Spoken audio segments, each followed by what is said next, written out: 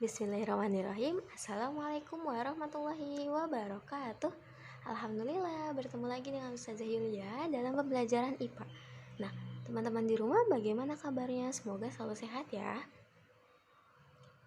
Hari ini kita akan belajar materi IPA. Nah, sebelumnya kita berdoa bersama-sama terlebih dahulu ya. Sikap berdoa, tangannya diangkat, kepalanya ditundukkan. Doa sebelum belajar. Bismillahirrahmanirrahim. Rabbi zidni ilman warzuqni fahman. Ya Allah, tambahkanlah ilmu kepadaku dan berikanlah aku kefahaman. Amin. Selanjutnya, Ustazah izin untuk menginformasikan aturan sebelum belajarnya. Yang pertama, pastikan teman-teman duduk tenang. Yang kedua, pastikan mengerjakan proyek dengan tuntas. Dan yang ketiga, pastikan mendengarkan informasi. Selanjutnya, untuk materi subtema di pekan ini yaitu adalah menjaga keselamatan ketika di rumah. Terdapat di dalam surat Al-Baqarah ayat 201 yang artinya, dan di antara mereka ada yang berdoa, ya Tuhan kami, berilah kami kebaikan di dunia dan juga di akhirat, dan lindungilah kami dari azab neraka. Teman-teman, menjaga berarti mengawasi sesuatu supaya tidak mendatangkan bahaya. Bahaya adalah segala sesuatu yang mendatangkan kerugian. Nah, keselamatan juga sesuatu keadaan yang aman, baik secara fisik maupun sosial. Ketika di dalam rumah, terdapat perlengkapan rumah tangga yang membahayakan, contohnya seperti pisau, gunting, dan juga jarum. Nah, alat ini bisa membahayakan teman-teman dan juga tidak aman jika digunakan tanpa pendampingan.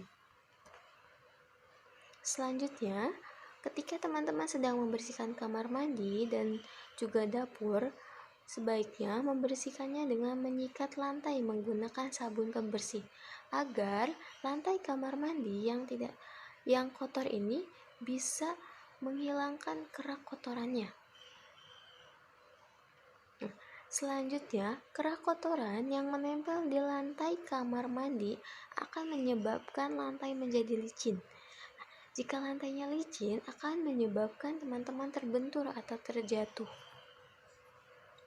Nah, selanjutnya untuk materi IPA di pekan ini kita akan membahas penyebab lingkungan yang tidak sehat.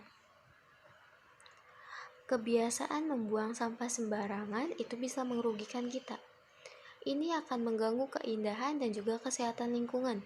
Kebiasaan ini juga dapat menyebabkan bencana. Sampah adalah tempat kesukaan lalat. Lalat tersebut dapat hinggap di makanan. Ketika lalat dapat menyebabkan penyakit, kita juga tidak boleh membuang sampah di selokan atau juga sungai. Sampah yang kita buang itu akan mengakibatkan menyumbatnya aliran air dan juga akan menyebabkan banjir. Selanjutnya, penyebab penyakit akibat lingkungan yang tidak sehat yang pertama adalah penyakit paru. Nah, seperti gambar di samping ini adalah penyakit paru yang sehat dan juga tidak sehat. Nah, penyakit ini ditandai dengan sesak nafas. Jadi, ketika teman-teman sedang merasa sesak nafas, itu harus segera diobati. Karena penyakit ini disebabkan oleh lingkungan yang tidak sehat. Lalu yang kedua adalah keracunan zat kimia. Nah, lingkungan yang tercemar limbah atau timah adalah kondisi yang serius dan bisa menyebabkan masalah kesehatan, khususnya pada anak-anak. Nah, jika kondisi tersebut bisa mengganggu perkembangan fisik dan juga mental anak, bahkan bisa juga menjadikan terkena paparan timah. Nah, paparan timah ini sangat bahaya sekali teman-teman. Jadi teman-teman jika terpapar timah akan menyebabkan keracunan zat kimia. Lalu Ciri-ciri lingkungan yang tidak sehat yang pertama yaitu adalah kualitas udara buruk. Nah, seperti gambar di samping ini adalah dari asap pabrik. Nah, itu kabutnya sudah hitam sekali, jadi kualitas udaranya juga sudah buruk. Nah, kualitas udara yang buruk merupakan ciri utama lingkungan yang tidak sehat. Jadi, kualitas udara yang buruk bisa ditandai dengan udara di sekitar lingkungan yang berwarna putih atau hitam, seperti yang ada di gambar. Selanjutnya, yang kedua adalah tidak ada tempat akhir pembuangan sampah. Nah, ini merupakan ciri lingkungan yang tidak sehat juga, teman-teman. Karena jika terjadi pembuangan sampah akan mengakibatkan pencemaran lingkungan dan juga akan menyebabkan lingkungan yang tidak sehat dan juga akan menjadi sumber penyakit. Selanjutnya adalah tidak ada saluran air. Nah, tidak adanya saluran air yang lancar dapat menyebabkan lingkungan tidak sehat. Karena orang yang tidak memiliki saluran air ini, itu genangan airnya akan tetap di situ saja, teman-teman.